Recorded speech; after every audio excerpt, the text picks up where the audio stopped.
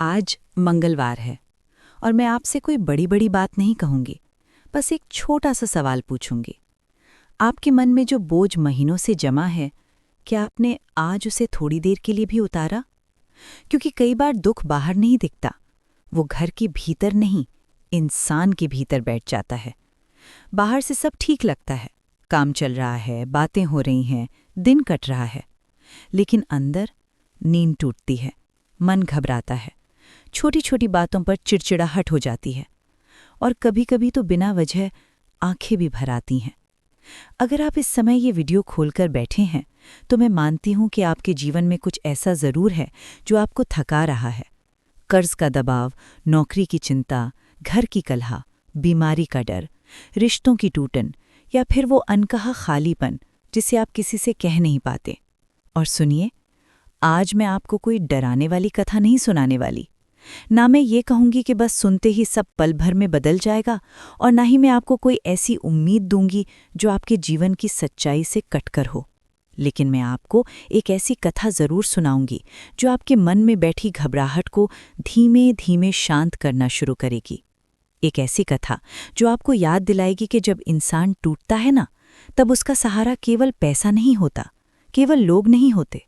उसका सहारा होता है उसका धैर्य, उसका विश्वास और वो शक्ति जो भीतर से उठती है। और हाँ, ये कथा हनुमान जी की है, संकट मोचन की। पर यह कथा सिर्फ मंदिर की घंटी, दीपक और प्रसाद की नहीं है। ये कथा है उस समय की जब आदमी खुद से हारने लगता है और फिर एक दिन वही आदमी अपने भीतर बैठी हार को पकड़कर बाहर फेंक देता है। अब एक बात बहुत साफ रखती हूँ, ये वीडियो आस्था और प्रेरणा के उद्देश्य से है। अगर आप किसी बीमारी, मानसिक तनाव, कानूनी समस्या या आर्थिक संकट में हैं, तो सही डॉक्टर, सही सलाहकार और सही कदम बहुत ज़रूरी हैं। भक्ति किसी मदद का विकल्प नहीं, भक्ति आपके भीतर की ताकत है जो आपको मदद लेने और सही रास्ते पर टिके रहने की हिम्मत देती है। अब मैं चाहती हूं कि आप बस एक काम करें।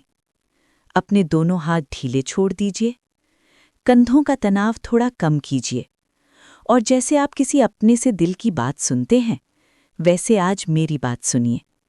क्योंकि जो कथा मैं आपको सुनाने जा रही हूं, वो मैं पहली बार नहीं सुना रही। मैंने ये कथा बहुत पहले सुनी थी, एक ऐसी स्त्री से जिसने जीवन में बहुत झेला था, पर उसका विश्वास नहीं टूटा। उसने मुझे बस इतना कहा था, बेटी, मंगलवार को हनुमान जी की कथा सुनना मतलब ये नहीं कि भाग्य बिना मेहनत बदल जाएगा। मतलब ये है कि जब तुम्हारी सांसें तेज चलने लगें, जब तुम्हारा मन कहे बस अब नहीं, तब कोई शक्ति तुम्हारे भीतर कहे रुक, अभी तो खत्म नहीं हुई। और सच बताऊं, इस दुनिया में सबसे बड़ा चमत्कार यही है, जब इंसान के अंदर मर चुकी उम्मीद फिर से जाग जाए।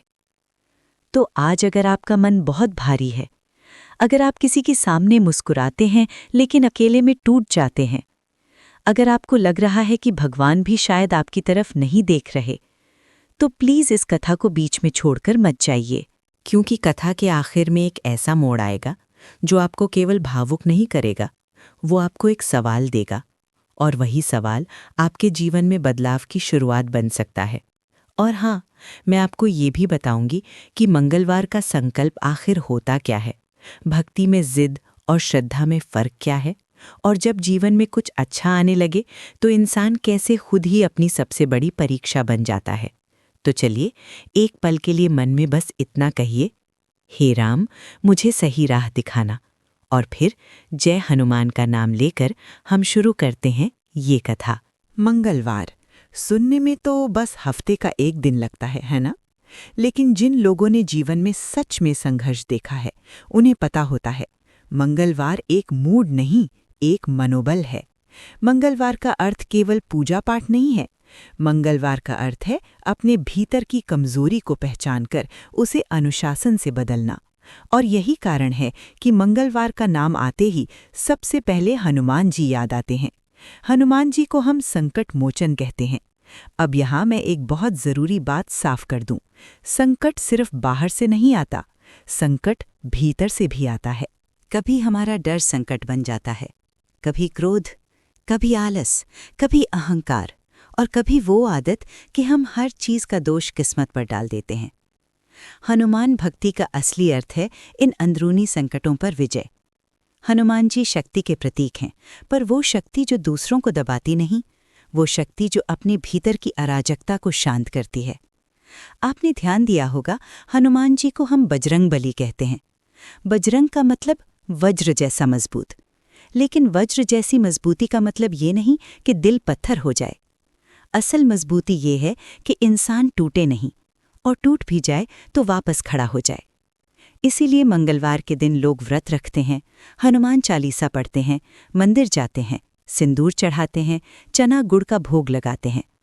इन सब का बाहरी रूप तो अलग अलग हो सकता है, लेकिन अंदर का संदेश एक है। मैं आज अपने मन और शरीर को थोड़ा अनुशासन दूंगी। मैं आज अपने शब्दों को थोड़ा शुद्ध रखूंगी। मैं आज अपने क्रोध को थोड़ा कम करूंगी। मैं आज किसी जरूरतमंद की मदद करूंगी। मैं आज अपने डर से भागूंगी नहीं। अब एक सवाल उठता है, हनुमान जी की भक्ति में लोग कथा पर इतना जोर क्यों देते हैं? क्योंकि कथा सिर्फ कहानी नहीं होती।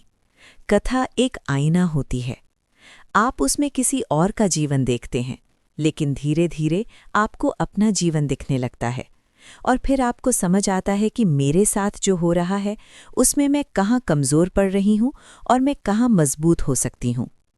आजकल बहुत लोग चमत्कार शब्द सुनते ही दो हिस्सों में बँट जाते हैं। कुछ लोग अंधविश्वास समझकर दूर हो जाते हैं और कुछ लोग बिना समझे बस नतीजे की उम्मीद में दौड़ पड़ते हैं। मैं आपको बीच का रास्ता बताती हूँ। आस्था का मतलब ये नहीं कि आप अपनी जिम्मेदारी छोड़ दें, और तर्क का मतलब ये नहीं कि आप उम्मीद ही छोड़ दें। हनुमान भक्ति हमें यही संतुलन सिखाती है। कर्म भी करो और मन को भी संभालो। और अब ध्यान से सुनिए, हनुमान जी की सबसे बड़ी पहचान क्या है? भक्ति।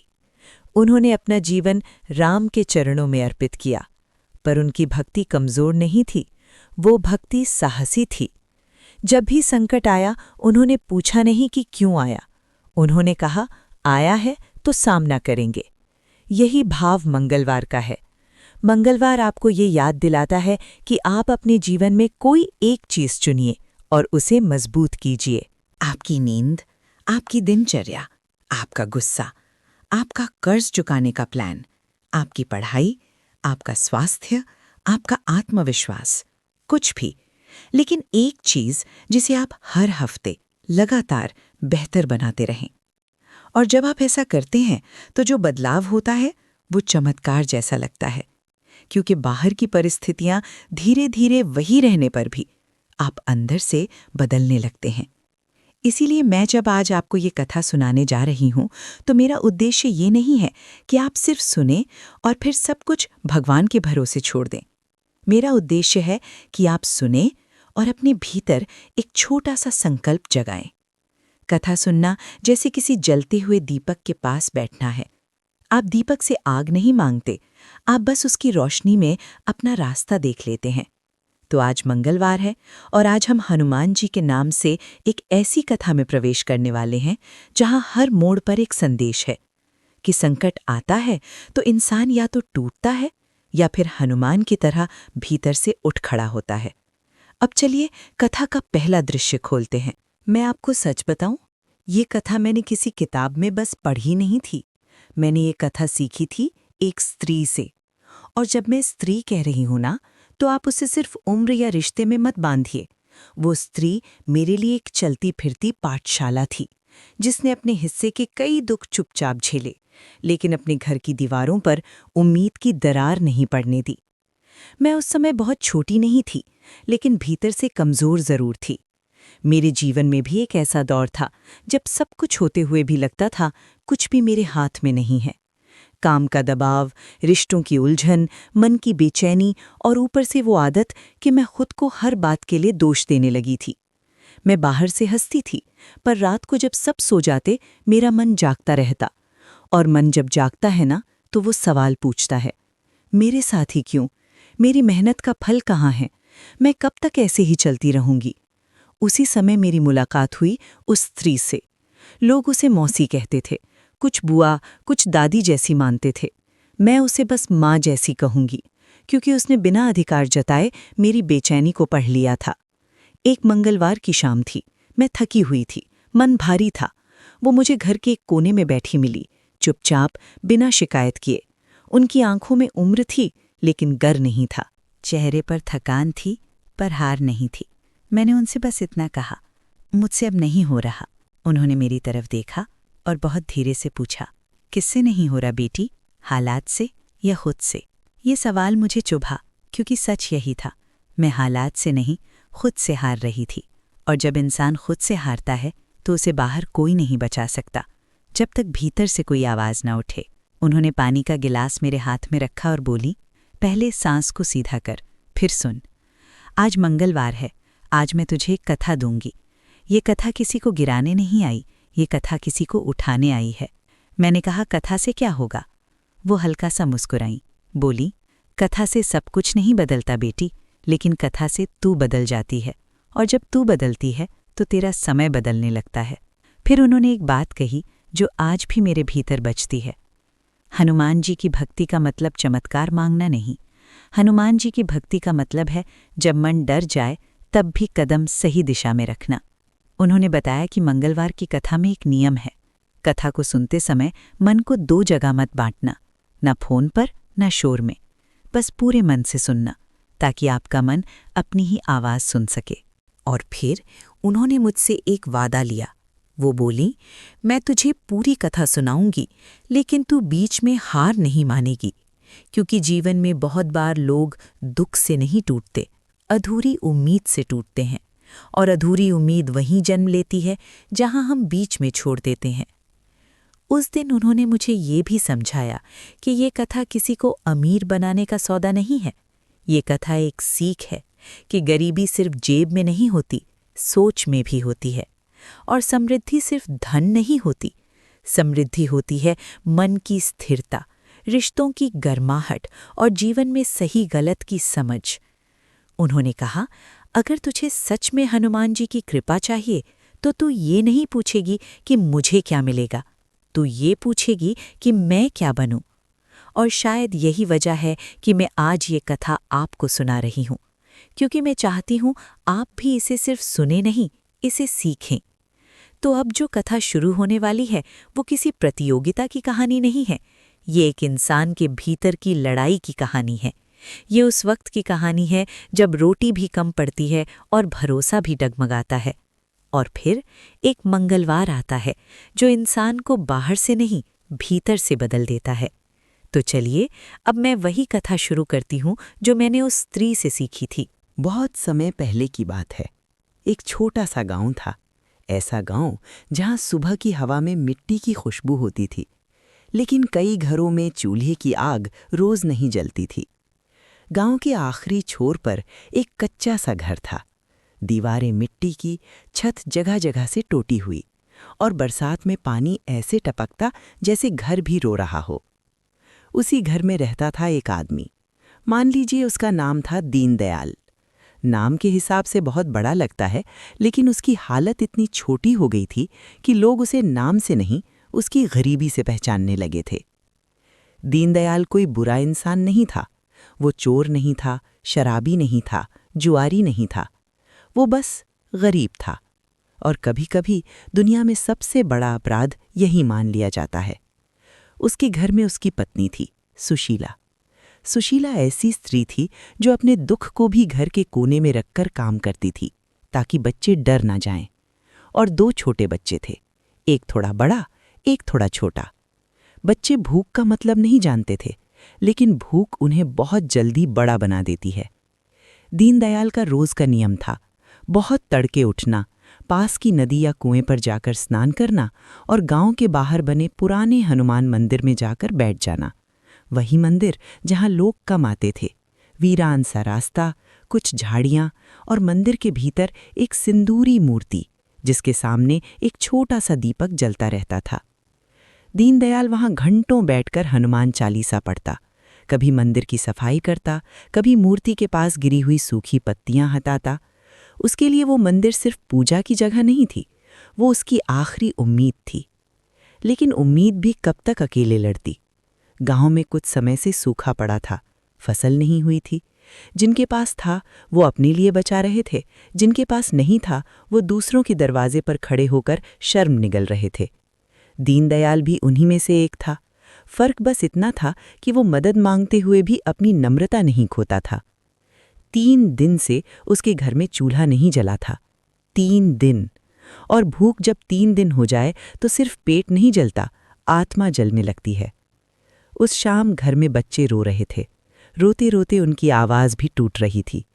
सुशीला ने बच्चों को सीने से लगाया, उनके सिर पर हाथ फेरा और फिर उसने दीनदयाल की तरफ देखा। वो कुछ पल चुप रही, जैसे शब्द चुन रही हो, क्योंकि किसी भक्त के सामने भगवान की शिकायत करना भी एक तरह का डर होता है।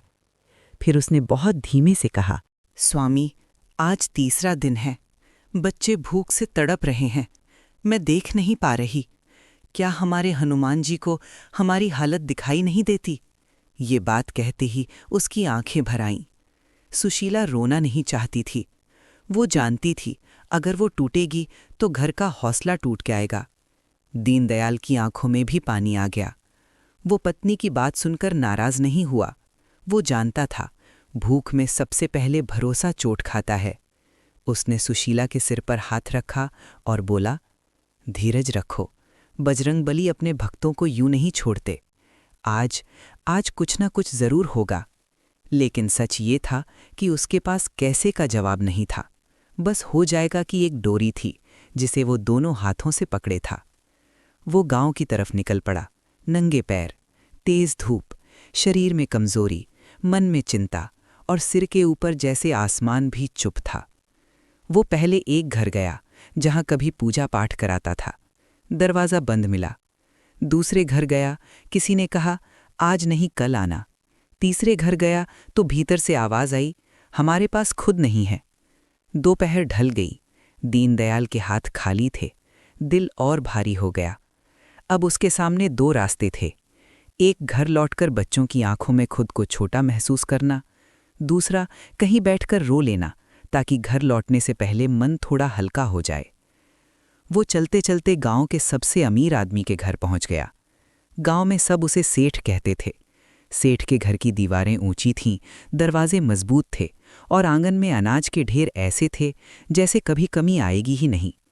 दीनदयाल ने सोचा, शायद यहां से थोड़ा अनाज उधार मिल जाए। वो हाथ जोड़कर दरवाजे पर खड़ा हुआ।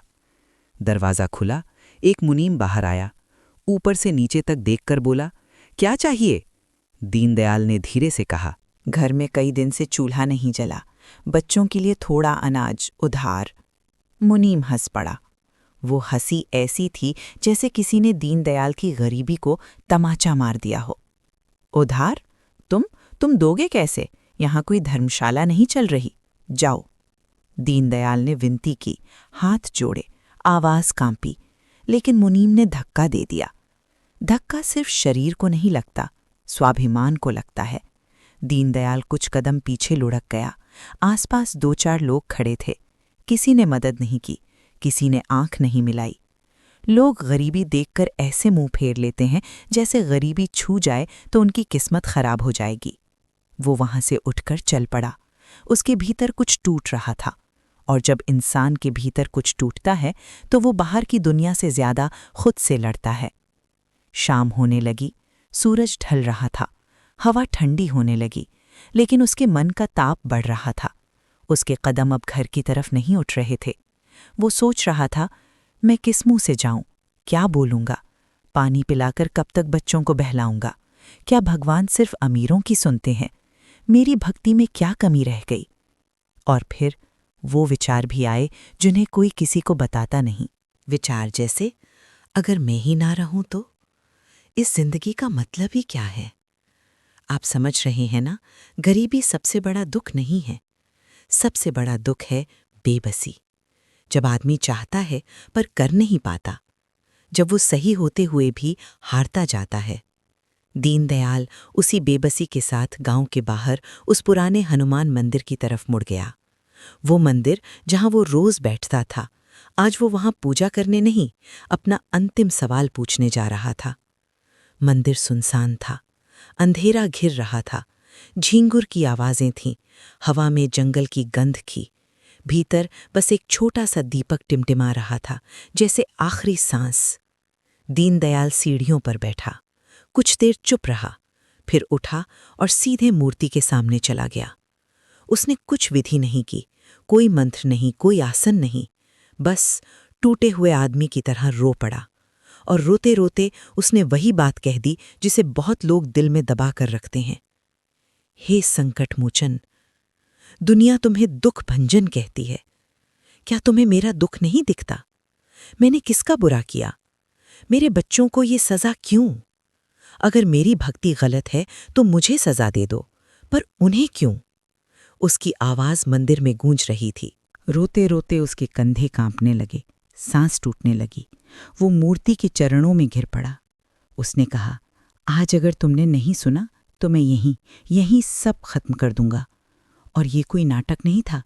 जब इंसान ऐसी बात कहता है तो वो सच में किनारे पर होता है, बहुत पतले किनारे पर। उसी समय बाहर कुछ आहट हुई। दीनदयाल चौंका। इस वीरान जगह पर इस समय कौन? उसने गर्दन उठाकर देखा।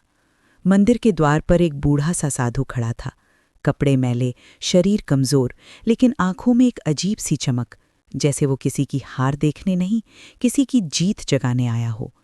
साधु धीरे धीरे अंदर आया, दीनदयाल की तरफ देखा और बहुत शांत आवाज में बोला, बेटा, इतना रो क्यों रहा है?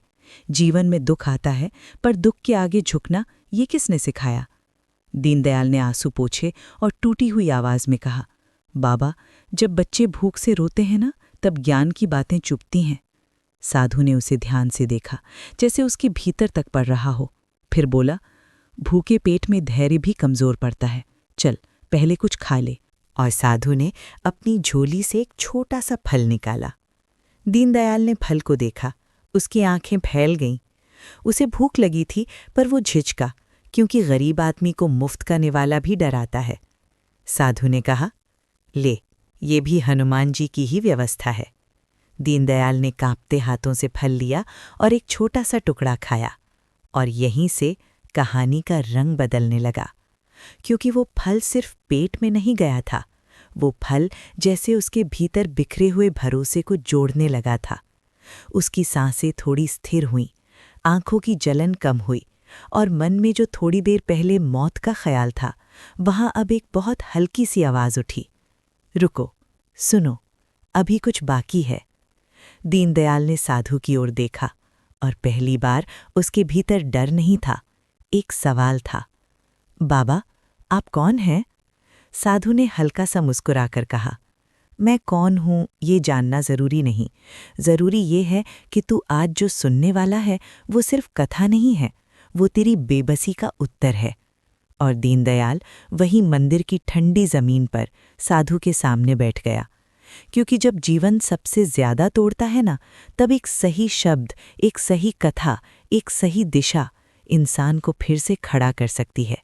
और अब साधु ने जो कथा शुरू की, वही असली मोड़ थी। दीनदयाल साधु के सामने बैठ तो गया था, लेकिन उसके भीतर एक डर अब भी था। डर इस बात का नहीं कि साधु कौन है, डर इस बात का कि कहीं ये सब भी एक और उम्मीद न निकले, जो थोड़ी देर बाद टूट जाए। साधु ने उसे देखा, जैसे उसकी चुप्पी में छुपे डर को भी सुन लिया हो। फिर बहुत सामान्य आवाज में बोला, बेटा, तू भूखा था, इसलिए तेरा मन भी भूखा हो गया। और जब मन भूखा होता है ना, तब वो भगवान से भी सौदा करने लगता है कि दे दो तो मानूंगा, नहीं दोगे तो छोड़ दूंगा। दीनदयाल ने नजरें झुका लीं। साधु की बात कड़वी थी, लेकिन सच थी। साधु मंदिर के एक खंभे से पीठ टिकाकर बैठ गया। फिर बोला, आज मैं तुझे कोई डरावनी कथा नहीं सुनाऊंगा, मैं तुझे वो बात सुनाऊंगा जिसे समझकर आदमी अपने भीतर का सहारा खुद बन जाता है। दीनदयाल ने धीमे से पूछा, लेकिन बाबा, मेरा घर, मेरे बच्चे, आज की रात, उनका क्या? साधु ने एक पल रुककर कहा, आज की रात की चिंता तुझे खा रही है, पर सुन, चिंता से पेट नहीं भरता। और जो आदमी सिर्फ आज में जलता है, वो कल बनाने की ताकत खो देता है। फिर साधु ने दीनदयाल के सामने एक बात रखी, बहुत सरल लेकिन भारी। तू ये मान बैठा है कि तेरी समस्या गरीबी है, पर तेरी असली परीक्षा गरीबी नहीं, बेबसी है। गरीबी में आदमी फिर भी हंस लेता है, पर बेबसी में आदमी खुद को छोटा समझने लगता है। दीनदयाल ने धीरे से कहा, मैं छोटा नहीं हूं बाबा, लेकिन आज मैं हार गया हूं। साधु ने मुस्कुराकर कहा, आज हार नहीं हुई है, आज तेरा घमंड टूटा है, और ये अच्छी बात है। दीनदयाल चौंक गया। घमंड मेरे अंदर? मैं तो... उसकी आवाज़ टूट गई। साधु ने उसकी बात काटी नहीं, बस इतना कहा, घमंड सिर्फ धन का नहीं होता बेटा, घमंड मैं ही सब संभाल लूंगा का भी होता है, घमंड मेरी भक्ति का हक बनता है का भी होता है। और जब वो घमंड टूटता है ना, तभी आदमी सच में प्रार्थना करता है। मंदिर में हवा चल रही थी, दिया बहुत धीमा जल रहा था। दीनदयाल की आंखें अब भी नम थीं, लेकिन उसकी सांसें स्थिर थीं। वो साधु की बातों में कुछ ऐसा सुन रहा था जो कोई उसे रोज नहीं कहता था, सच्चाई, बिना तिरस्कार के। साधु ने आगे कहा, हनुमान जी को लोग शक्ति का देवता समझते हैं, पर हनुमान जी की सबसे बड़ी शक्ति क्या है जानते हो? दीनदयाल ने सिर हिलाया, नहीं। निष्ठा, साधु ने कहा। जो बात पकड़ ली उसे निभा लिया, जो काम लिया उसे पूरा कर दिया, जो सेवा चुनी उसे प्रेम से किया। ये निष्ठा ही मन को बिखरने नहीं देती। दीनदयाल ने धीमे से कहा, पर मेरी निष्ठा, क्या मेरी निष्ठा उन्हें पसंद नहीं आई? साधु ने कहा, हनुमान जी को निष्ठा पसंद है, लेकिन निष्ठा के साथ विवेक भी चाहिए। भक्ति का मतलब ये नहीं कि इंसान अपनी जिम्मेदारी छोड़ दे। भक्ति का मतलब ये है कि इंसान अपनी जिम्मेदारी निभाने लायक साहस पा जाए। फिर साधु ने एक ऐसा उदाहरण दिया जो दीनदयाल के दिल में उतर गया। मान ले तेरे घर में आग लग जाए, तो क्या तू बैठकर कहेगा, हनुमान जी बचा लो? या तू पहले पानी उठाएगा, बच्चों को बाहर निकालेगा, लोगों को बुलाएगा और साथ साथ भगवान को याद भी करेगा? दीनदयाल ने धीमे से कहा, पहले बचाऊंगा, फिर प्रार्थना करूंगा, या साथ साथ? साधु वे सिर हिलाया। बस यही संतुलन है, और यही हनुमान भक्ति है।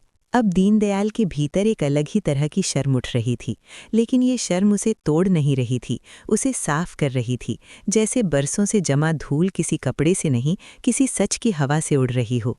साधु ने फिर कहा, अब सुन, मैं तुझे कथा सुनाऊंगा, पर ये कथा तुझे सिर्फ धन नहीं सिखाएगी, ये कथा तुझे मन संभालना सिखाएगी।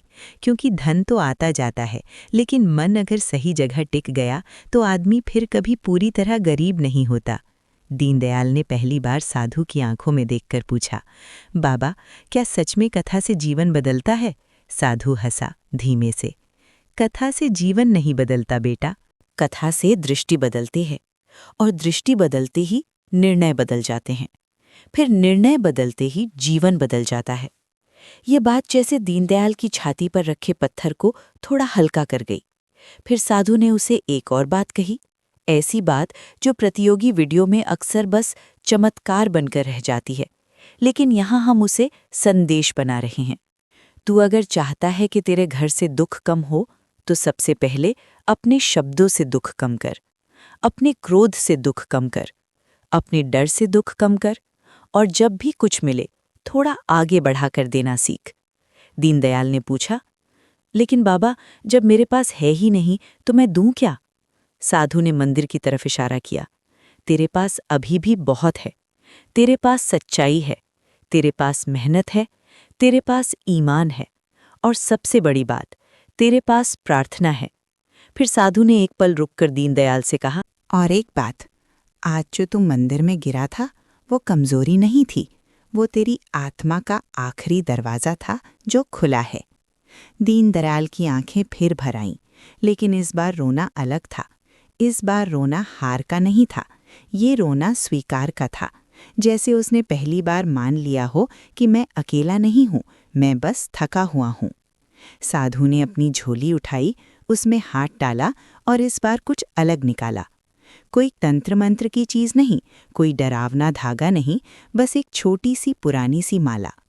उसने माला दीनदयाल की हथेली पर रखी और बोला, ये माला कोई जादू नहीं करेगी, ये तुझे याद दिलाएगी कि जब भी मन टूटे तो सांस को पकड़ और नाम को पकड़। दीनदयाल ने कांपते हाथों से माला पकड़ी। साधु ने कहा, अब मैं जो कथा सुनाऊंगा वो मंगलवार की कथा के नाम से बहुत जगह सुनी जाती है, लेकिन आज मैं इसे इस तरह सुनाऊंगा कि तू समझे। हनुमान जी संकट हटाते हैं, लेकिन इंसान को इंसान भी बनाते हैं। दीनदयाल ने जैसे अपने भीतर एक संकल्प किया। उसने कहा, बाबा मैं पूरी सुनूंगा। साधु ने उसकी तरफ देखा और पहली बार उसकी आवाज में हल्की सी कठोरता आई। पूरी सुनना ही नहीं, कथा के बाद जो सीख मिलेगी उसे जीना भी, क्योंकि कुछ लोग कथा सुनकर भावुक होते हैं और कुछ लोग कथा सुनकर बदलते हैं। हनुमान जी भावुक लोगों से भी प्रेम करते हैं, पर कृपा अक्सर उन्हीं पर स्थिर होती है जो बदलने का साहस करते हैं। दीनदयाल चुप रहा। दिया अब भी टिमटिमा रहा था, लेकिन मंदिर का अंधेरा कुछ कम लगने लगा था, जैसे शब्दों ने रोशनी बढ़ा दी हो। साधु ने आंखें बंद कीं। एक पल मौन हुआ और फिर उसने बहुत धीमे, बहुत स्थिर स्वर में कहा, अब सुन। बहुत समय पहले विदर्भ देश में एक नगर था और वहाँ एक ऐसा दंपत्ति रहता था जिनके पास सब कुछ था, पर जीवन में सबसे ज़रूरी चीज़ नहीं थी। दीनदयाल आगे झुक गया और यहीं से कथा कहानी नहीं रही, यहीं से कथा दीनदयाल के भीतर जागा हुआ विवेक बन गई। साधु की आवाज़ अब मंदिर की दीवारों से टकराकर लौट रही थी, धीमी, स्थिर, जैसे किसी गहरे कुएं से पानी निकलता है। दीनदयाल बिल्कुल चुप था। उसके हाथ में माला थी और आंखों में एक ऐसा ध्यान जैसा भूखे इंसान की आंखों में रोटी के सामने आता है। बस फर्क ये था कि यहाँ रोटी नहीं, उम्मीद सामने थी। साधु बोला, बहुत समय पहले विदर्भ देश में एक नगर था। नगर समृद्ध था, बाजार चलते थे, लोगों के घरों में दीप चलते थे। लेकिन उसी नगर के एक कोने में एक दंपत्ति रहता था। नाम मान लो केशव और सुमति। केशव विद्वान था, वेद पाठ जानता था, पूजा विधि समझता था, लोगों के घर यज्ञ भी कराता था। पर विद्या के साथ साथ उसके जीवन में कमी भी थी। धन की कमी नहीं, उससे भी बड़ी, मन की कमी। और मन की कमी अक्सर तब दिखती है जब जीवन लगातार दबाव देता है। दीनदयाल ने आंखें झपकाईं। साधु ने आगे कहा, उनका घर छोटा था, संसाधन सीमित थे, पर सुमति बहुत संयमी और श्रद्धालु स्त्री थी। वो अपने दुख को शोर नहीं बनाती थी, पर एक दुख ऐसा था जो चुप रहकर भी बोलता रहता है, संतान का अभाव। ऊपर से गरीबी भी तो लोगों की नज़रें और बातें भी। साधु ने वहीं रुककर एक बात जोड़ दी, देख बेटा, दुख एक नहीं होता, कई दुख साथ आ जाएं तो इंसान अंदर से बिखरता है, और बिखरने के बाद इंसान अक्सर दो ही रास्ते पकड़ता है, या तो दूसरों को दोष देता है या खुद को सुधारता है। अब कहानी में एक मंगलवार आया। केशव सुबह उठकर कुछ काम के लिए दूसरे गांव जाने लगा। जाते जाते उसने सुमति से कहा, आज मंगलवार है, मेरा व्रत है, शाम तक लौट आऊंगा, तुम घर में पूजा की तैयारी रखना और रोटियां बना देना, हम भोग लगाकर साथ भोजन करेंगे। सुमति ने सिर हिलाया, बोली, आप निश्चिंत रहिए, सब हो जाएगा। और यही वो जगह है जहां जीवन अपना खेल शुरू करता है। दोपहर होते होते सुमति की तबीयत बिगड़ गई। तेज बुखार, शरीर टूटने लगा। वो उठने की कोशिश करती तो चक्कर आता, चूल्हा जलाना तो दूर, पानी भरना भी कठिन हो गया। उसने मन ही मन हनुमान जी को याद किया, हे प्रभु, आज मेरे पति का व्रत है और मेरा शरीर साथ नहीं दे रहा। शाम होने लगी। केशव लौट आया, थका हुआ, भूखा, और उम्मीद लेकर कि घर में पूजा होगी, भोजन होगा, शांति होगी।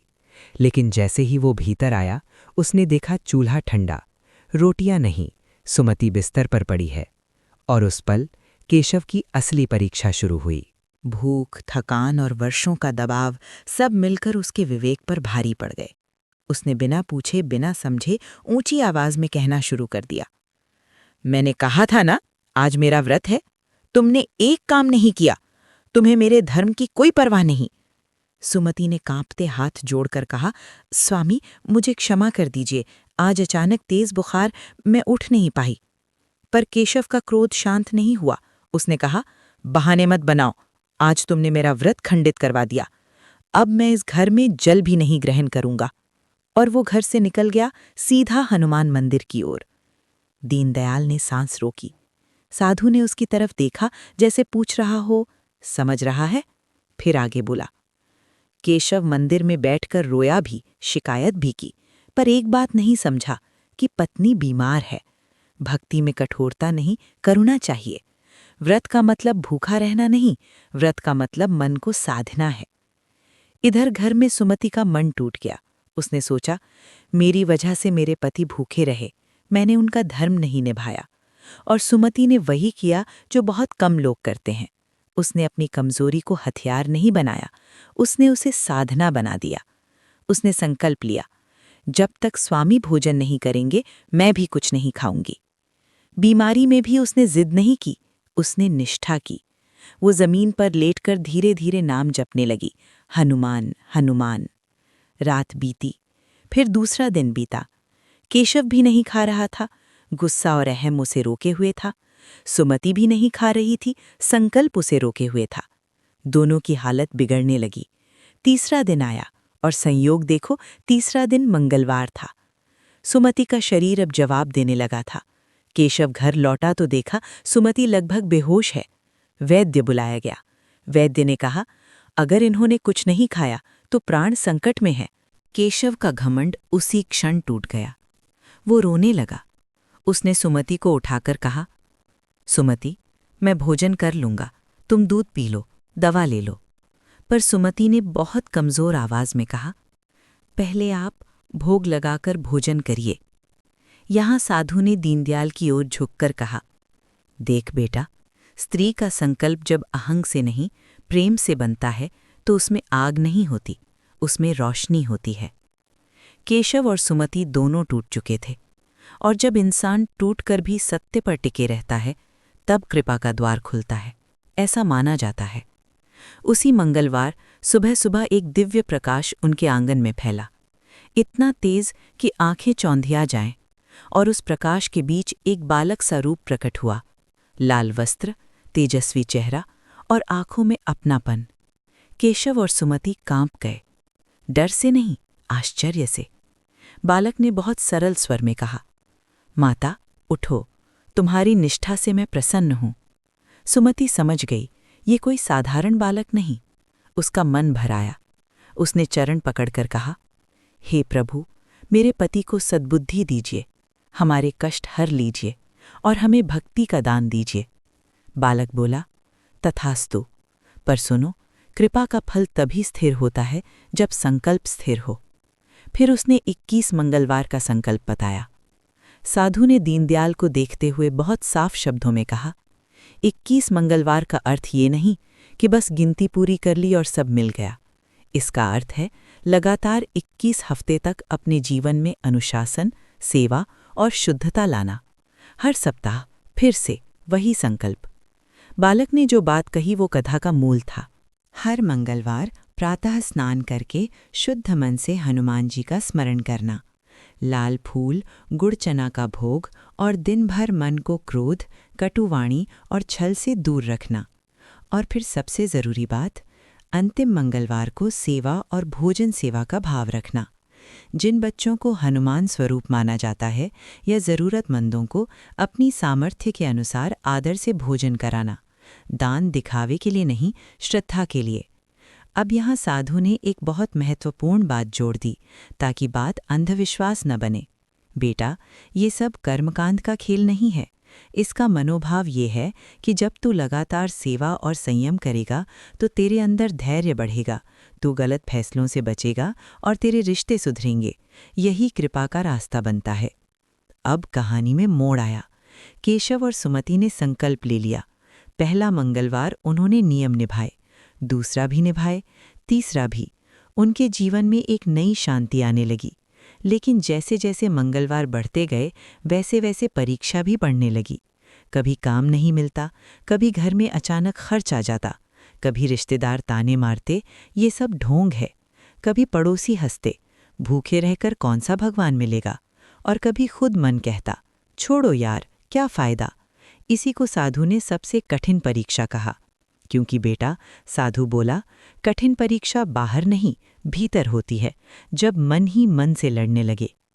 एक बार ऐसा हुआ कि संकल्प के बीच में केशव को अच्छा काम मिला, पर उसी दिन किसी ने कह दिया, आज व्रत छोड़ दे, बाद में कर लेना, पहले काम जरूरी है। केशव का मन डगमगाया, लेकिन सुमति ने धीरे से कहा, स्वामी, हम काम भी करेंगे, पर संकल्प नहीं तोड़ेंगे। जो आज छोड़ देते हैं वो कल भी छोड़ देते हैं। फिर एक मंगलवार आया जब घर में बिल्कुल आटा नहीं था। सुमति के पास भोग के लिए भी कुछ नहीं। उसने खाली थाली रख दी और बस जल चढ़ाकर बैठ गई। उसकी आंखों में आंसू थे, पर मन में शिकायत नहीं। वो बोली, प्रभु, मेरे पास देने को कुछ नहीं, पर मेरा भाव तो है। और यही भाव कथा का सबसे सुंदर भाग था। अब अंतिम मंगलवार नजदीक था और इस अंतिम मंगलवार को ही उद्यापन माना गया। पर ठीक उसी दिन उनके जीवन पर जैसे संकटों की बरसात हो गई। बारिश ऐसी कि रास्ते बंद, लोग घर से बाहर न निकलें। जिन बच्चों या ज़रूरतमंदों को भोजन कराना था वो आ ही ना पाएं। और केशव का मन घबराने लगा। अगर आज ये पूरा नहीं हुआ तो? 21 मंगलवार का संकल्प टूट गया तो? इतनी मेहनत व्यर्थ हो जाएगी। सुमति का धैर्य भी पहली बार कांप गया। वो मंदिर के कोने में बैठकर रो पड़ी। उसने कहा, हे बजरंगबली, मेरी लाज अब आपके हाथ है। साधु यहाँ रुककर दीनदयाल से बोला, देख, ये वही पल होता है जब लोग भगवान को नहीं, अपनी मेहनत को ही शक की नज़र से देखने लगते हैं। और यही पल विश्वास का अंतिम दरवाज़ा होता है। और फिर कथा में वही होता है जिसे लोग चमत्कार कहते हैं। तेज बारिश के बीच दूर से बच्चों की हंसी की आवाज़ आई। धीरे धीरे 21 बालक उनके आंगन में पहुंचे, भीगे हुए, पर चेहरे पर अजीब सी चमक, जैसे उन्हें बारिश छू ही नहीं रही। उन्होंने एक साथ कहा, हमें भूख लगी है, क्या हमें भोजन मिलेगा? केशव की आंखों में आंसू आ गए। सुमति के चेहरे पर जैसे प्राण लौट आए। उन्होंने प्रेम से बच्चों को बिठाया, जो भी था उसी से भोजन कराया, सम्मान से खिलाया। किसी ने शिकायत नहीं की कि कम है, किसी ने ताना नहीं दिया, बस भोजन हुआ और सेवा हुई। अब साधु ने दीनदयाल की ओर देखा और बहुत धीमे से बोला, और बेटा, जब सेवा सच्ची हो तो कम भी बहुत बन जाता है।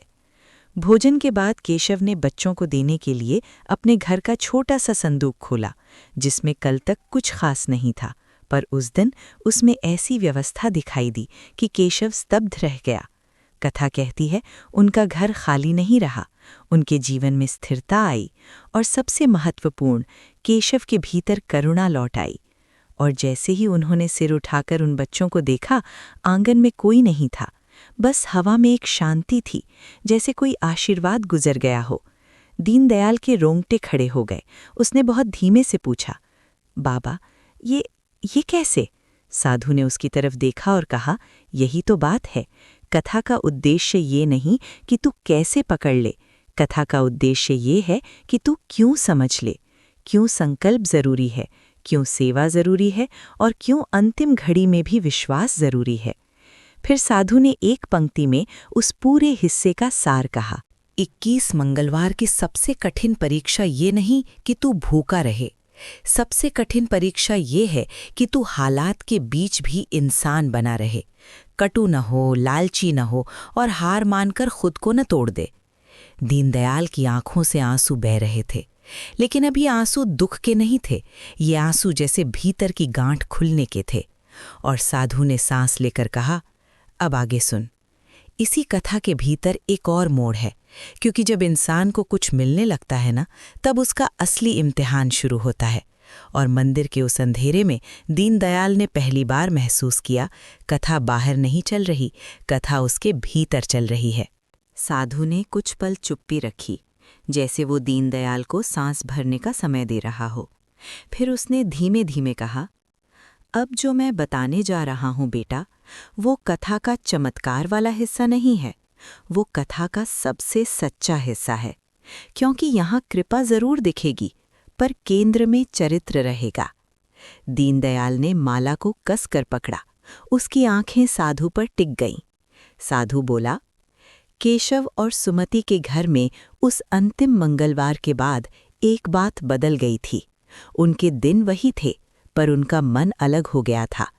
पहले वे हर बात को कमी की नज़र से देखते थे, अब वे हर बात को अवसर की नज़र से देखने लगे।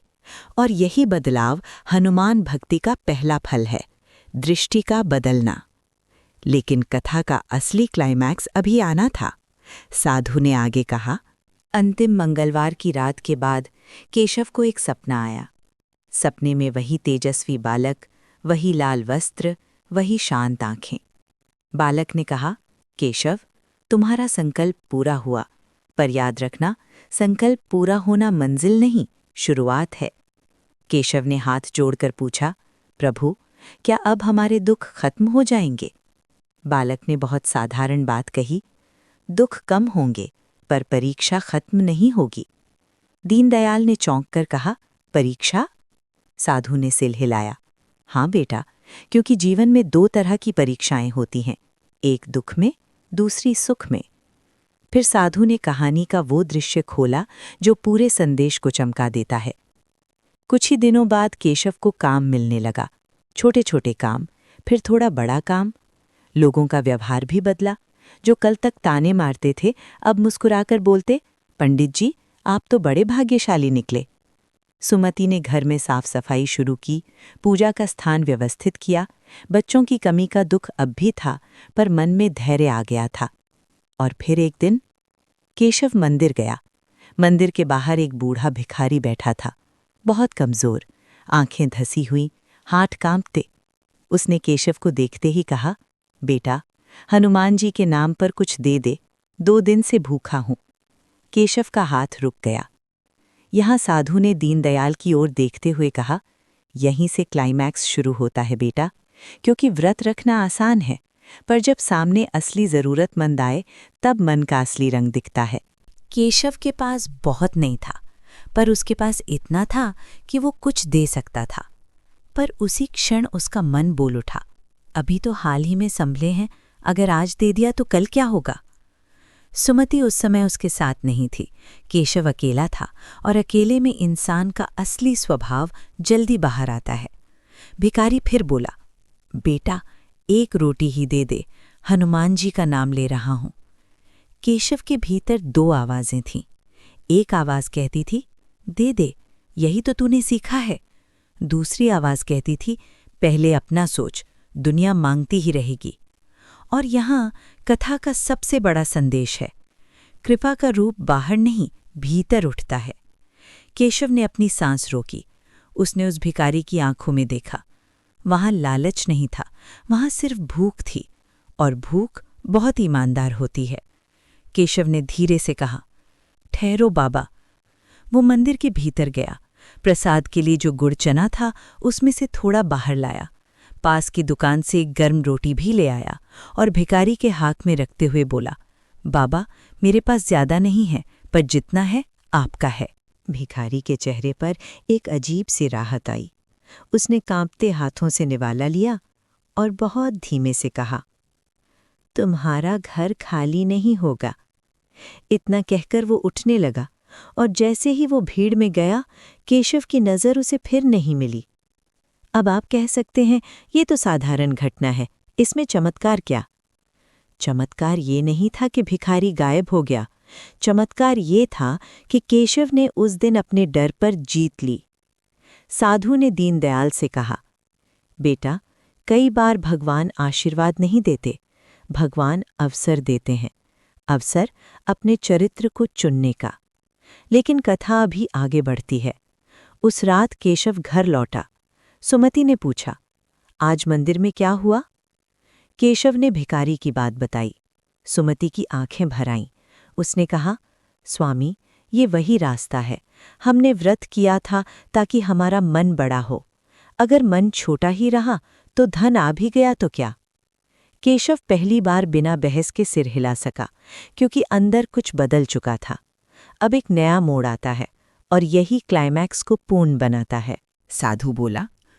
कुछ समय बाद केशव को नगर के सेठ ने अपने यहाँ बुलाया। उसने कहा, पंडित जी, हमारे यहाँ एक बड़ा यज्ञ है, दक्षिणा अच्छी दूंगा। केशव के लिए ये अवसर बड़ा था। वो गया, यज्ञ हुआ, सेवा हुई, और जब दक्षिणा का समय आया, सेठ ने बहुत कुछ देने की तैयारी की। पर उसी क्षण सेठ के घर में कोलाहल मच गया। सेठ का छोटा बेटा अचानक बेहोश हो गया, सांस उखड़ने लगी। दीनदयाल की आंखें फैल गईं। साधु ने कहा, घर घबरा गया, लोग दौड़ने लगे, कोई कहे वैद्य बुलाओ, कोई कहे पानी लाओ।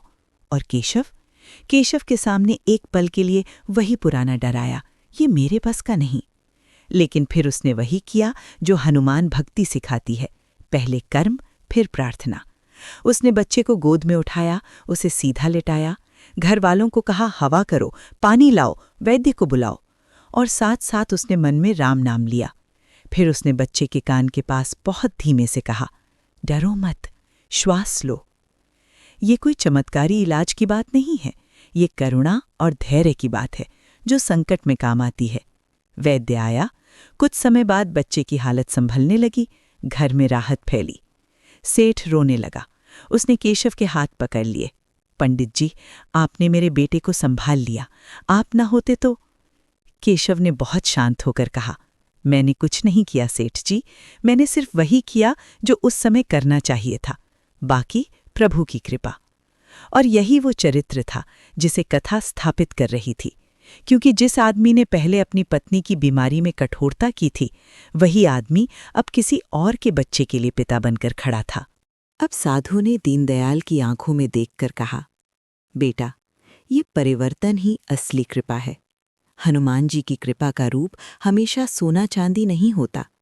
कभी कभी कृपा का रूप होता है तुझे कठोर से करुण बना देना। सेठ ने उस दिन केशव को दक्षिणा भी दी और सम्मान भी। केशव का घर पहले से बेहतर चलने लगा, लेकिन केशव ने एक नियम बनाया, जो भी मुझे मिलेगा उसका एक हिस्सा सेवा में जाएगा, क्योंकि जिसने मुझे उठाया मैं किसी और को गिरते नहीं देख सकता। ये सुनकर सुमति ने कहा, स्वामी, अब हमारा घर सच में समृद्ध है। केशव ने पूछा, कैसे? सुमति ने कहा, क्योंकि अब हमारे घर में डर कम है, और जहाँ डर कम हो वहाँ भगवान का वास अपने आप हो जाता है। अब यहाँ साधु ने दीनदयाल को समझाया, बहुत साफ तरीके से। कथा का क्लाइमैक्स ये नहीं कि किसी के घर में धन आ गया। कथा का क्लाइमैक्स ये है कि व्यक्ति का चरित्र जाग गया, क्योंकि धन अगर चरित्र से बड़ा हो जाए तो धन अभिशाप बन जाता है, और चरित्र अगर धन से बड़ा हो जाए तो थोड़े में भी आशीर्वाद बन जाता है।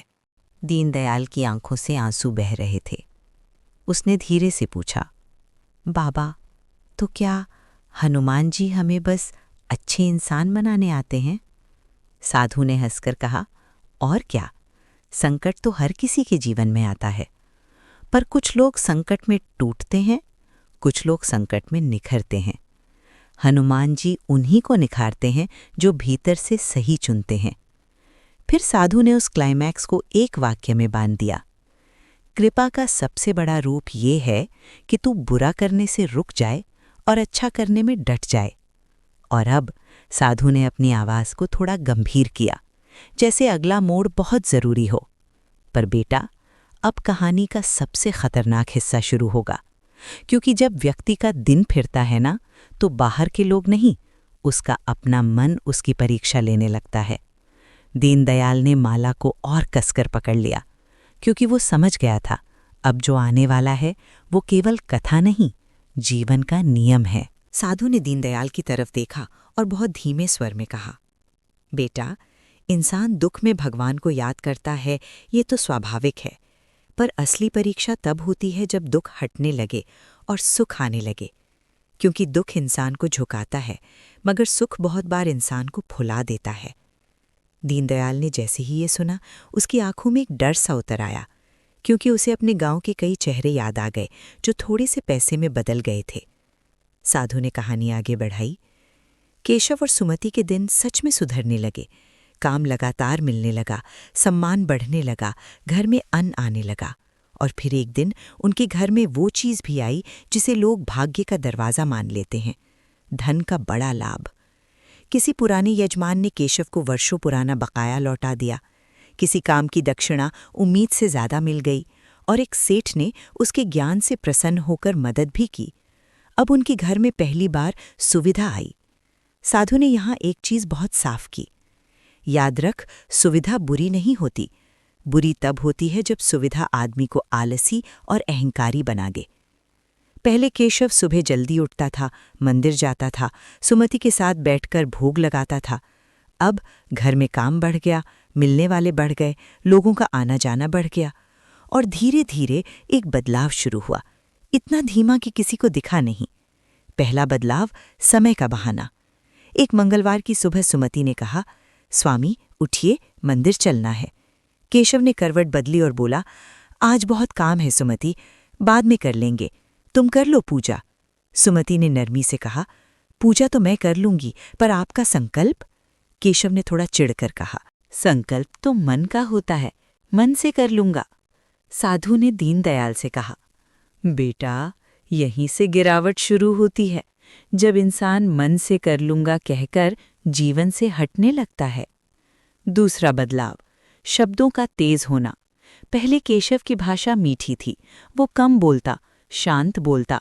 अब उसे लगता, अब मैं कोई छोटा आदमी नहीं रहा, अब मेरी बात चलेगी। वो नौकरों को डांटने लगा, काम करने वालों में कमी निकालने लगा और कभी-कभी सुमति से भी ऊंची आवाज में बात कर बैठता। सुमति चुप रह जाती।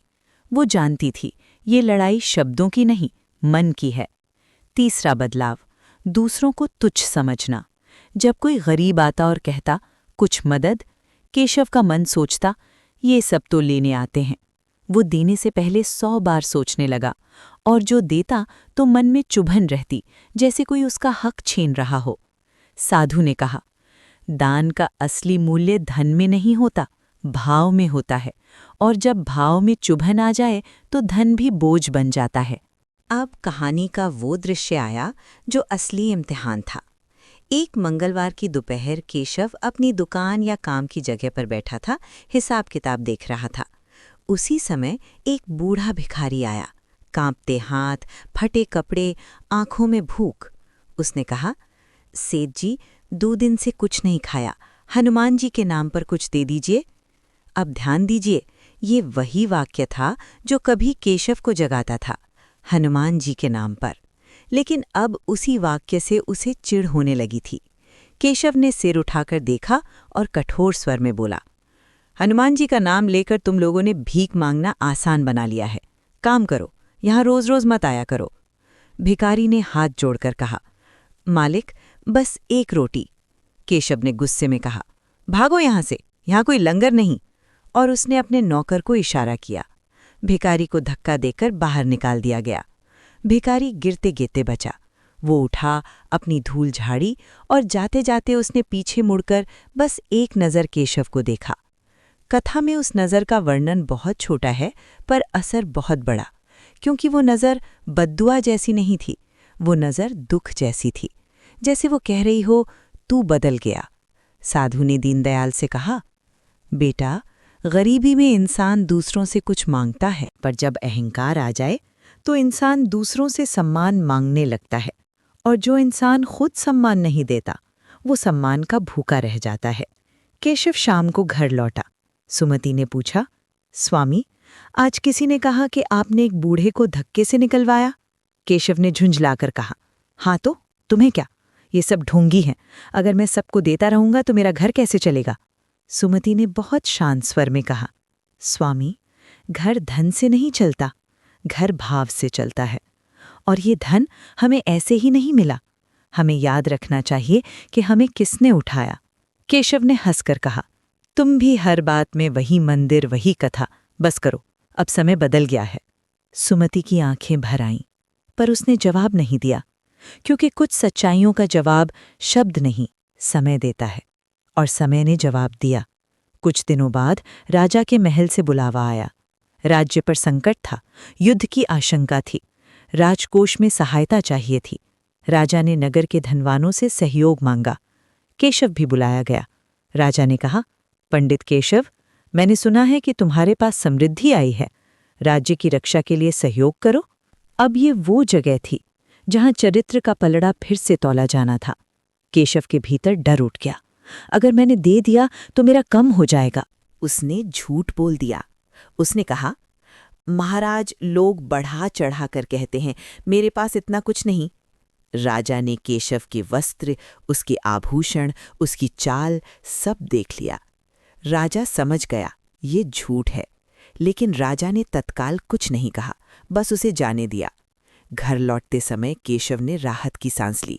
उसे लगा, मैं बच गया।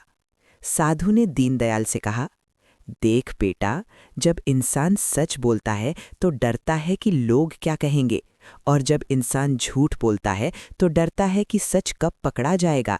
झूठ आदमी की नींद खा जाता है। और अब कथा का बड़ा धमाका आया। उस रात जब केशव का घर सो रहा था, कुछ आहटें हुईं। छत पर कदमों की आवाज, आंगन में छलांगे, लोहे की खनक। कुछ लोग घर में घुस आए थे। डाकू। केशव की नींद खुली। उसने देखा 5-6 लोग, चेहरे ढके, हाथों में तलवारें। सुमति कांप उठी। उसने धीरे से कहा, स्वामी, हनुमान जी को याद कीजिए। पर केशव का गला सूख गया। उसके मुंह से नाम नहीं निकल रहा था। क्यों? क्योंकि उसका मन उस समय भी भगवान में नहीं, तिजोरी में था। डाकुओं के सरदार ने तलवार केशव की गर्दन पर रखी और बोला, चाबी दे, नहीं तो जान जाएगी। केशव गिड़गिड़ाया, मत मारो, जो चाहिए ले लो। पर जब डाकू तिजोरी की तरफ बढ़े, केशव चीख पड़ा, नहीं, ये मेरा है।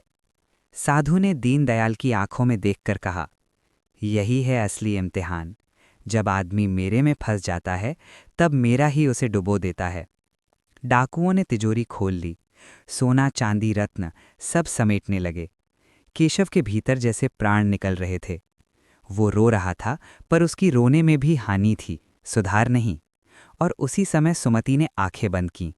उसने कहा, हे संकट मोचन, धन जाए तो जाए, मेरे पति के प्राण बचा लीजिए और इन्हें सद्बुद्धि दीजिए। वो प्रार्थना डर से नहीं थी, वो प्रार्थना प्रेम से थी। और प्रेम की प्रार्थना में एक अलग शक्ति होती है। तभी आंगन में अचानक शोर हुआ। बहुत सारे बंदर एक साथ जैसे कहीं से निकल पड़े हों। उन्होंने डाकुओं का रास्ता घेर लिया, चीखने लगे, उछलने लगे। डाकू घबरा गए। डाकू भागने लगे और भागते समय उनकी बोरी से एक कलश या धन का बड़ा पात्र उछलकर कुएं में गिर गया। छपाक, और सब कुछ पानी के भीतर। डाकू बाकी माल लेकर भाग निकले। घर बच गया, प्राण बच गए। केशव कुएं के पास जाकर चीखने लगा, मेरा कलश, मेरा सब। और सुमति उसके पास आकर बहुत शांत स्वर में बोली, स्वामी, शायद यही जरूरी था। धन ने आपको बदल दिया था। हनुमान जी ने धन नहीं छीना, हनुमान जी ने आपको वापस बुलाया है। केशव की आंखें उस क्षण खुली। उसे वो बूढ़ा भिखारी याद आया। उसे राजा के सामने बोला झूठ याद आया। उसे अपनी पत्नी की शांत आंखें याद आईं। वो फूट फूट कर रो पड़ा। पर इस बार रोना अलग था। इस बार रोना लूट का नहीं था। इस बार रोना पछतावे का था। उसने कहा, मैं धन के नशे में अंधा हो गया, क्या प्रभु मुझे माफ करेंगे?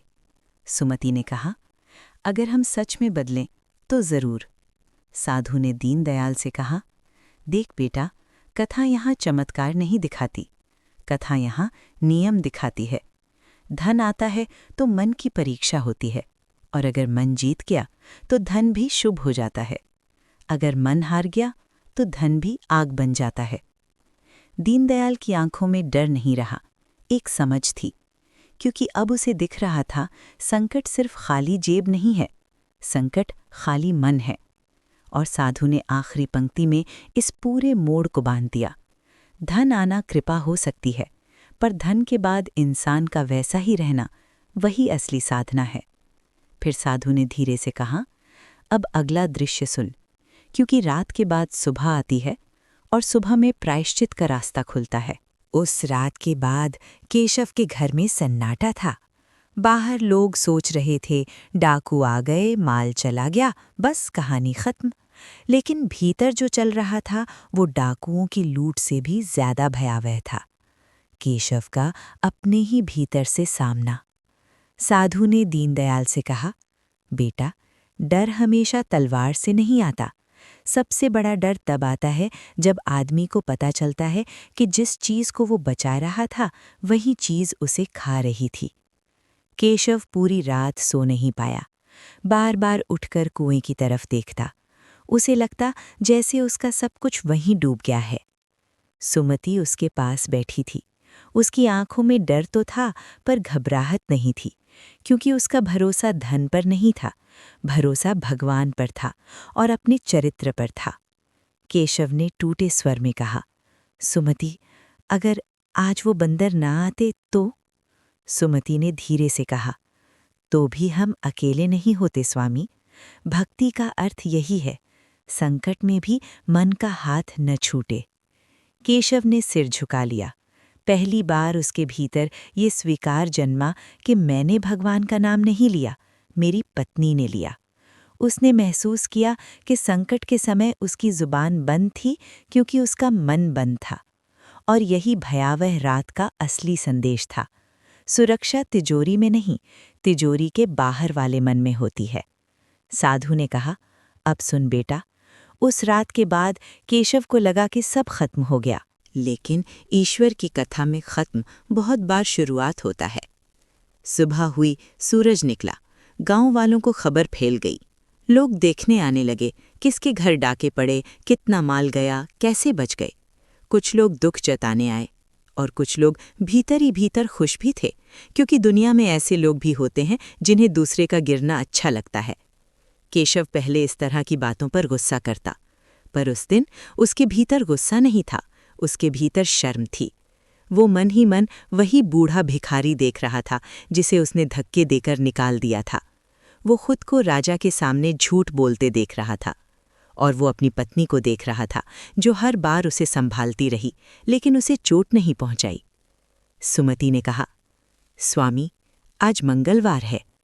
केशव ने चौंक कर देखा। वही दिन जिसे वो धीरे धीरे भूलने लगा था, वही दिन जिसे उसने काम के बहाने पीछे कर दिया था। सुमति ने कहा, चलिए, मंदिर चलिए। केशव की आंखें भर आईं। उसने पूछा, अब हमारे पास क्या है, देने को क्या है? सुमति ने कहा, देने को? स्वामी, आज हमें कुछ देना नहीं, आज हमें कुछ मांगना है। केशव ने कहा, धन? सुमति ने सिर हिलाया। नहीं, सद्बुद्धि, विनम्रता और वो मन जो संकट में भी भगवान का नाम ले सके। और वे दोनों उसी पुराने हनुमान मंदिर की तरफ चले। मंदिर वैसा ही था, सिंदूरी मूर्ति, धूप की हल्की खुशबू और एक शांत सी ठंडी हवा। पर केशव वैसा नहीं था। अब उसके भीतर का आदमी बदलने के लिए तैयार था। केशव ने मूर्ति के सामने जाकर हाथ नहीं जोड़े। पहले वो जमीन पर बैठ गया, फिर उसने अपना माथा धीरे से जमीन पर रख दिया और फूट फूट कर रो पड़ा। उसने कहा, हे संकट मोचन, मैंने आपको नहीं छोड़ा था, मैंने खुद को छोड़ दिया था। मैं धन में इतना फंस गया कि मुझे अपना धर्म, अपना संकल्प, अपनी करुणा सब भूल गया। मैंने गरीब को अपमानित किया, मैंने झूठ बोला और विपत्ति में मैं आपका नाम तक नहीं ले पाया। मुझे माफ कर दीजिए। यहाँ कथा का भयावह रात वाला हिस्सा पूरा होता है, क्योंकि भय का समाधान बाहर की सुरक्षा नहीं है, भीतर की स्वीकृति है। साधु ने दीनदयाल को देखते हुए कहा, बेटा, यही है प्रायश्चित। प्रायश्चित का मतलब खुद को कोसना नहीं, प्रायश्चित का मतलब है गलती पहचान कर अपना रास्ता बदल देना। सुमति भी वहीं बैठी थी। उसने कोई शिकायत नहीं की। उसने बस इतना कहा, प्रभु, मेरे पति को फिर से आपका बनाइए। उस दिन केशव ने एक छोटा सा संकल्प लिया, बहुत बड़ा नहीं, बस इतना, अब मैं मंगलवार को बहाना नहीं बनाऊंगा। अब मैं हर रोज कम से कम इतना करूंगा कि किसी जरूरतमंद को खाली हाथ ना लौटाऊं, और अगर मेरे पास देने को कुछ ना हो तो कम से कम मेरे शब्द मीठे होंगे। साधु ने कहा, देख बेटा, ये संकल्प ही सुरक्षा है। जो इंसान अपनी जुबान सुधार ले उसका घर आधा सुरक्षित हो जाता है। जो इंसान अपना लालच सुधार ले उसका घर पूरा सुरक्षित हो जाता है। अब कहानी का एक और दृश्य आता है जो दिखाता है कि भक्ति सुरक्षा कैसे देती है, पर बिना अतिरंजित दावे के, एक जीवन सिद्धांत की तरह। कुछ दिनों बाद उसी इलाके में फिर चोरियों की खबरें फैलने लगीं। लोगों ने घरों में ताले मजबूत किए, पहरेदार रखे और डर में जीने लगे। केशव के घर में भी डर आ सकता था, क्योंकि अब वो लुट चुका था। पर केशव ने इस बार अलग किया। उसने घर में भी नियम बनाए, साफ सफाई, संयम, क्रोध कम, और सबसे जरूरी, घर में रोज शाम को कुछ देर राम नाम या हनुमान चालीसा। सुमति ने कहा, स्वामी, क्या इससे घर सुरक्षित हो जाएगा?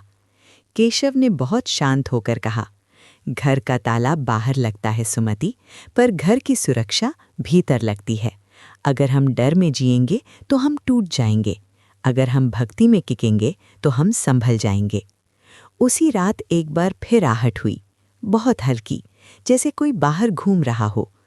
केशव ने पहले की तरह घबराकर तिजोरी नहीं पकड़ी, क्योंकि अब उसके पास तिजोरी थी ही नहीं।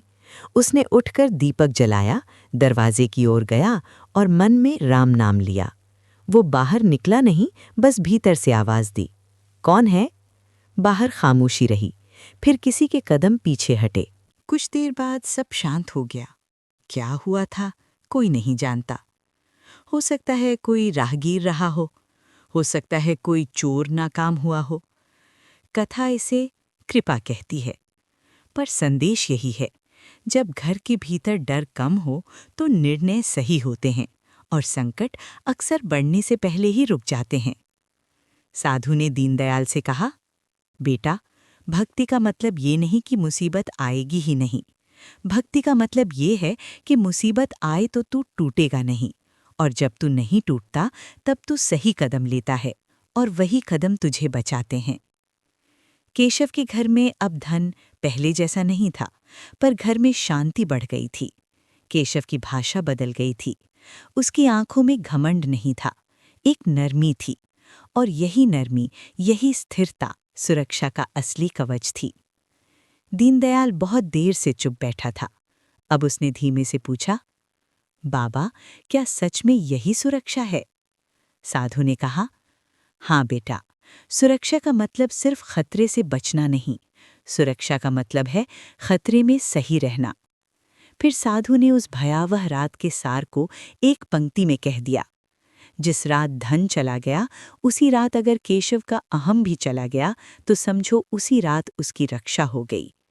और अब साधु की आवाज और गंभीर हो गई, अब अंतिम भाग सुन, क्योंकि कहानी का अंत धन पर नहीं, मन की जीत पर होगा। उस सुबह के बाद केशव के जीवन में एक शांति तो आ गई थी, लेकिन साथ ही एक खालीपन भी था। खालीपन पैसे का नहीं, खालीपन उस अहंकार का जो कल तक उसे बड़ा महसूस कराता था। और जब अहंकार गिरता है तो इंसान को अपने असली कद का पता चलता है। साधु ने दीनदयाल से कहा, बेटा, लोग समझते हैं प्रायश्चित मतलब रो लेना, पर प्रायश्चित का मतलब है बदल जाना, और बदलना सबसे कठिन काम है। केशव मंदिर से लौटा तो उसने पहली बार अपने घर को अलग नज़र से देखा। वही घर जो धन आने पर उसे छोटा लगता था, अब उसे घर जैसा लग रहा था, क्योंकि अब उसकी नज़रें दीवारों पर नहीं, अपने भीतर पर थीं।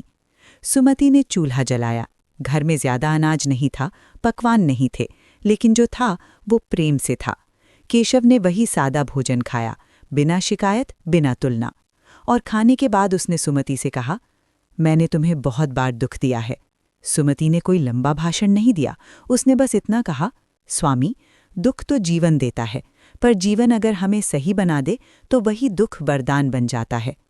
केशव के भीतर कुछ पिघला, उसे समझ आया, सुमति ने उसे कभी नीचा नहीं दिखाया, क्योंकि वो उसे सुधारना चाहती थी, जीतना नहीं। अब यहाँ से समाधान शुरू होता है। केशव ने सबसे पहले अपने व्यवहार का लेखा जोखा किया। उसने अपने आप से 3 बातें कहीं। पहली, मैं अब झूठ नहीं बोलूंगा। दूसरी, मैं अब किसी ज़रूरतमंद को अपमानित नहीं करूंगा। तीसरी, मैं अब पूजा को बहाना नहीं बनाऊंगा और काम को भी नहीं छोड़ूंगा, मैं संतुलन रखूंगा। साधु ने दीनदयाल से कहा, यही संतुलन हनुमान भक्ति का केंद्र है। हनुमान जी जंगल में भी गए, युद्ध में भी गए, सेवा में भी रहे और मर्यादा में भी।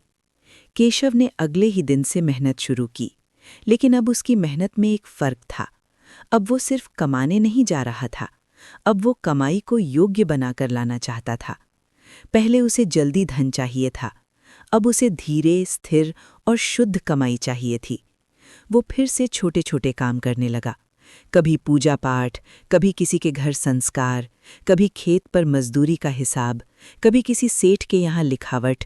जो भी मिलता वो करता, पर अब उसकी भाषा में नम्रता थी, उसकी आंखों में मैं कम था।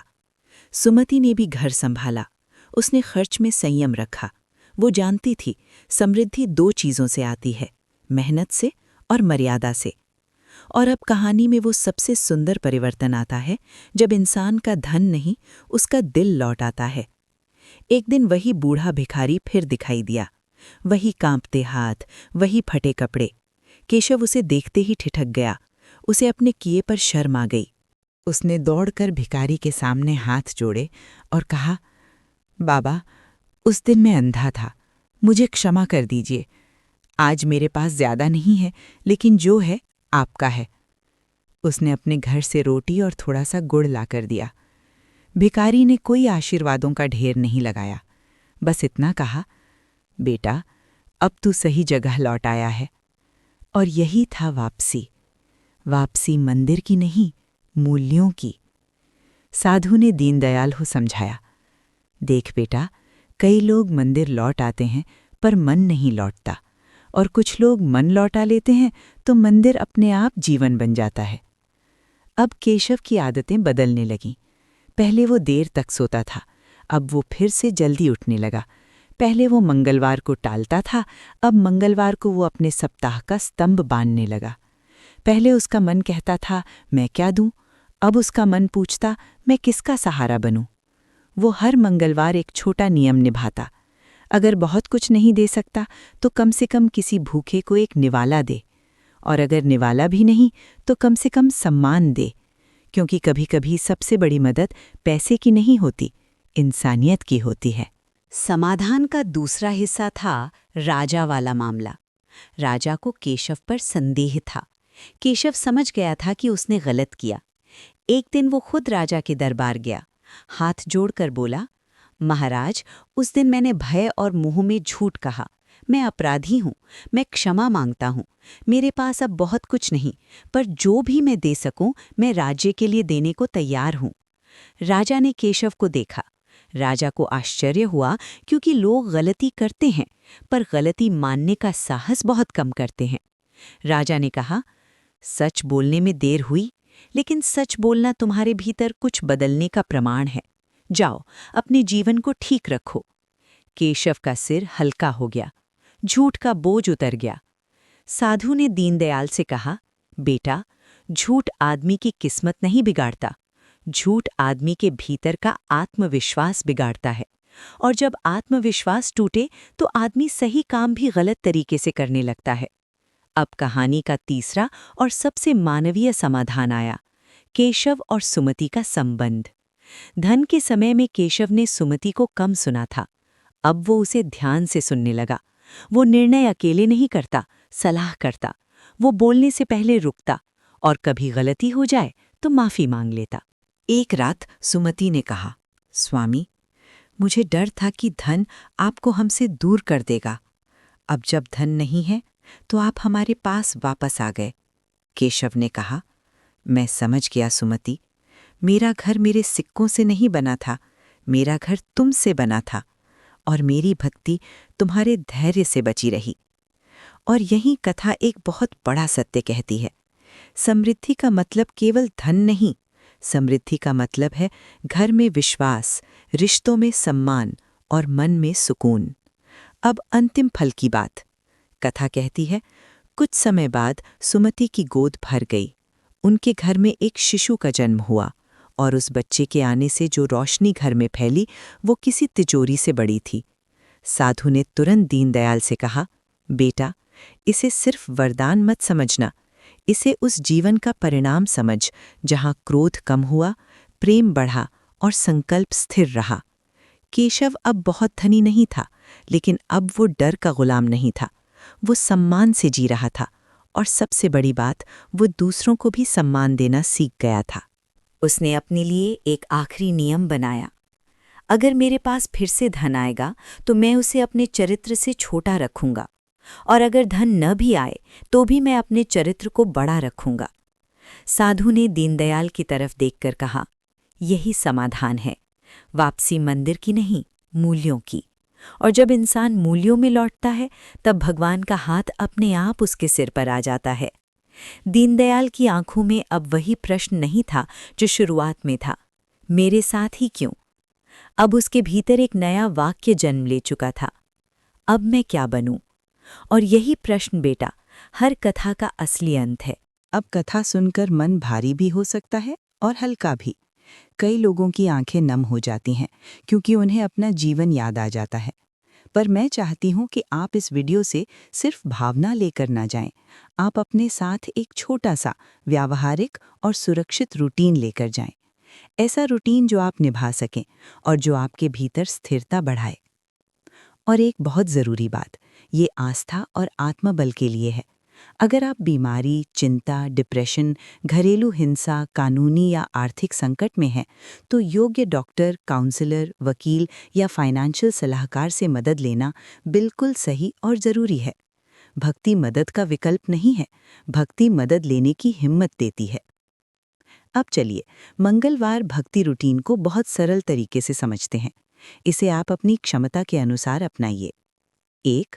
सुबह का छोटा संकल्प।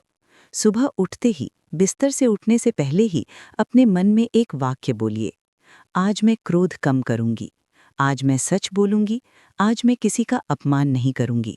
बस इतना। क्योंकि हनुमान भक्ति का पहला कदम है चरित्र का संकल्प। 2. साफ सफाई और शुद्धता। अगर संभव हो तो स्नान कर लीजिए। अगर किसी कारण से स्नान संभव न हो तो हाथ मुंह धोकर भी आप प्रार्थना कर सकते हैं। ईश्वर तक पहुंचने के लिए दिखावा नहीं, भाव चाहिए। घर के पूजा स्थान को थोड़ा साफ कर दीजिए। एक छोटा सा दीपक या अगरबत्ती, जितना आपके लिए सहज हो। 3. पाठ, हनुमान चालीसा या राम नाम। यदि आप नियमित हैं तो हनुमान चालीसा का पाठ करें।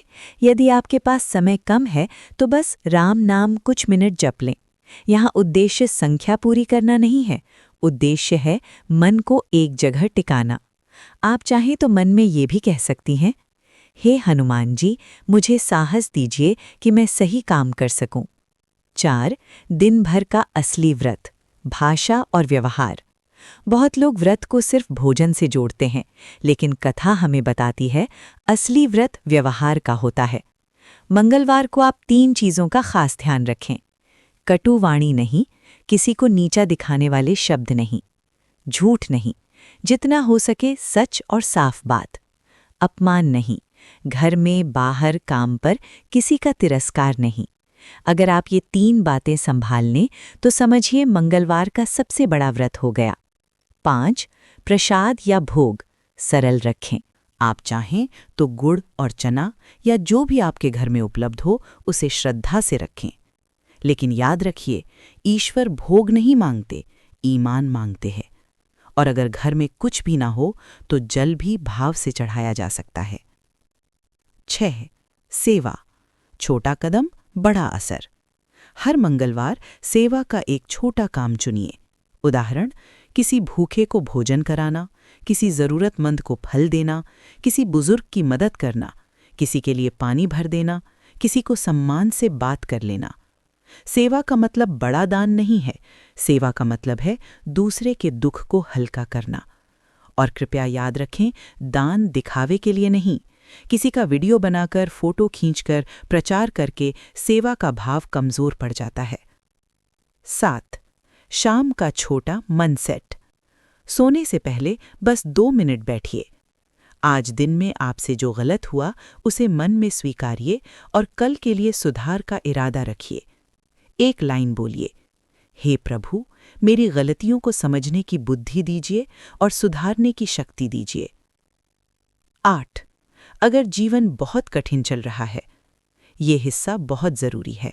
अगर आप लगातार घबराहट, निराशा या डर में जी रहे हैं या आपको लग रहा है कि आप टूट रहे हैं, तो कृपया किसी भरोसेमंद व्यक्ति से बात करें, परिवार, मित्र या प्रोफेशनल काउंसलर। मदद मांगना कमजोरी नहीं है। भक्ति का अर्थ ये नहीं कि आप अकेले लड़ें। भक्ति का अर्थ है आप हार न मानें और सही सहारा लें। इस पूरे रूटीन का सार, मंगलवार की भक्ति का मतलब ये नहीं कि बस सब ठीक हो जाएगा।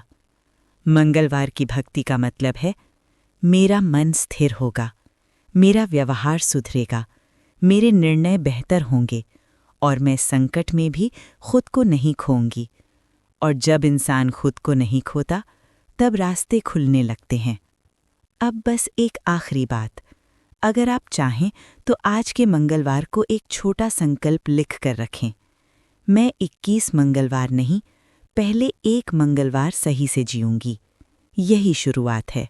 अब हम कथा के अंत पर हैं, लेकिन सच बताऊं, अंत पर नहीं, एक शुरुआत पर। क्योंकि कई बार कहानी खत्म होती है और इंसान के भीतर एक नई कहानी शुरू हो जाती है। अगर आज ये वीडियो सुनते सुनते आपका मन कहीं रुका, अगर किसी वाक्य पर आपकी सांस थोड़ी भारी हुई, अगर आपको अपने जीवन का कोई दृश्य याद आया, तो समझिए ये कथा सिर्फ कान तक नहीं गई, ये आपके भीतर तक पहुंची है।